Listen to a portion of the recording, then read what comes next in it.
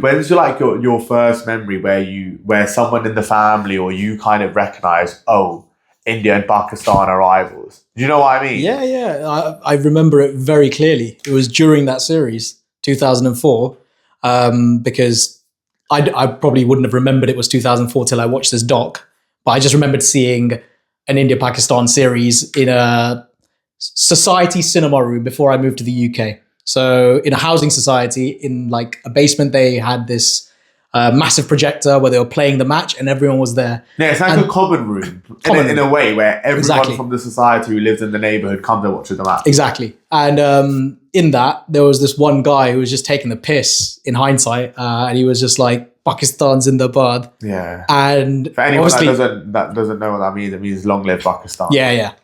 And my dad was like, oh, some idiots. Because he's like, why is he supporting Pakistan when we're living in Gujarat in India? Like, why is he doing that? Why is he trying to cause an uproar? That was the first memory I had where I was like, oh, why? Like, what's the problem here? Because I was 4, so I mean, wasn't going to have much of a deeper thought than that. Clocked onto that. Yeah, no, I remember that memory very well because then my dad was like, yeah, don't be like that guy. Yeah.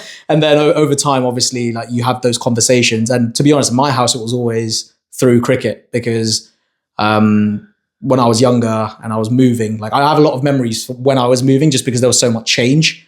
And like, I just have lots of vivid memories. We'd speak about this kind of stuff whenever India and Pakistan played, literally. And they'd tell me the story. So one thing that is really drilled into me was in 2001. This isn't strictly to do with Pakistan, but it's to do with like Muslims, which is the main reason there's Pakistan in the first place. Yeah. The Muslim-Hindu divide in India is a similar kind of problem to the India-Pakistan divide. And in 2001, I don't know if you know this. And that still goes, sorry, just quickly, that still is completely goes in today with obviously we know Hindu and Muslim marriages aren't really approved. So that's still very influential in today's society. Yeah, absolutely. But in 2001, there were major riots in Gujarat between Hindus and Muslims. And that played a big part of like sort of forming my whole family's mentality because we're historically very kind of like, very Hindu. And the problem then for those riots to be caused was like both communities were kind of hurting the other's gurus. So there was an incident where a bunch of Muslim people burned a train of Hindu swamis. Yeah. And that caused an absolute riot in Ahmedabad, where there is a major Muslim, not majority, but there's a significant Muslim population among the Hindus.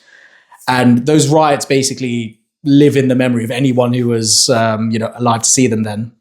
So since then, anything to do with... Do you know what the Hindus did back? Sorry, in retaliation. Oh, no, because they wouldn't have told me those stories. Yeah. But they definitely... And that's a great point to raise, right? Which is also... But I know for a fact they did it, because I looked into it a bit, but I don't remember it the way like my parents' stories were drilled into me. Yeah. I know they did it, so I have a nuanced view on it. Of course, there's a deeper side to the story than, the Muslims were bad. But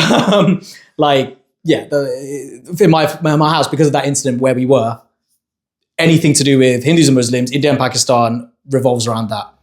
Just never forget kind of thing. So that was like, that's why it was drilled into me basically. But what about you? Interesting. Well, mine I think is just from grandparents, to be honest, as in obviously Punjabi family.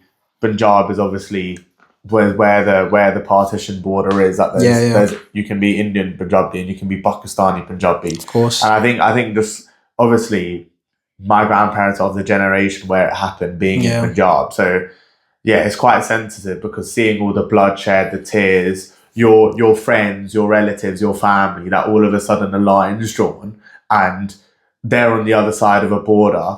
You lose close friends, close family. You may have even lost really close relatives, passed away, your home. You've been completely displaced. So it's a pretty emotional time. So I think from early on, obviously with my grandparents and vice versa, I think either way, both, whether you're Pakistani Punjabi or Indian Punjabi, just that environment that you grew up in, that hostile environment that is only going to kind of bring bad memories, is that they obviously grew up with it and there's a lot of tension and baggage that comes with it. So when your grandparents obviously tell you stories about that time in their lives, you kind of understand, okay, where the rivalry, that almost hatred kind of, not hatred, but like why they dislike that time, but also why we are rivals and how it comes from that.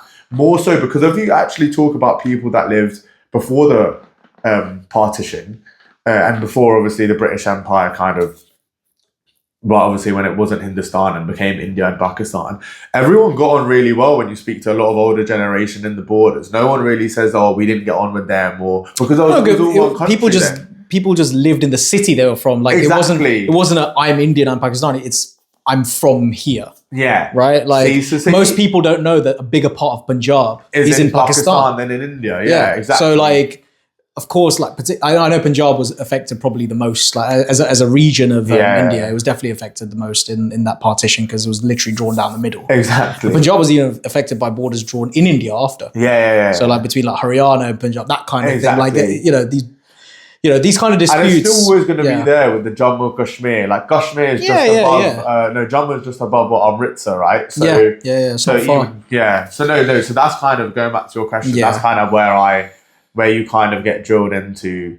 Okay, how come we're rivals? Yeah, that's really the case. So, but because I grew up here, I was able to have conversations with my parents about it. To like almost, they were never like racist with it, which I'm very proud of them for, because they were just cautious. They were like, just in case. And I'm like, I get where that comes from, but at the same time, we got to let it go now. Yeah. So those are the kind of conversations we'd have when I was growing up, and cricket helped with it a lot. Yeah. Do you know what I mean? Yeah. Where like when you see a sick cricket match between the two countries, and like, you know, even if your team loses, it's like, what a spectacle that was. All this stuff that we're beefing about, is it that deep?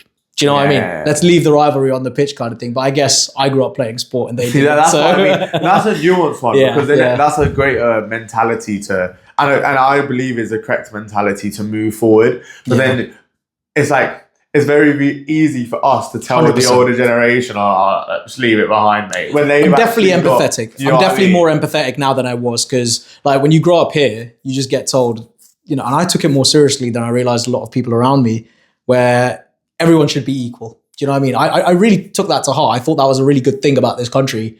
And it's a bit idealistic for people who haven't lived in like a prospering country their whole life. Yeah.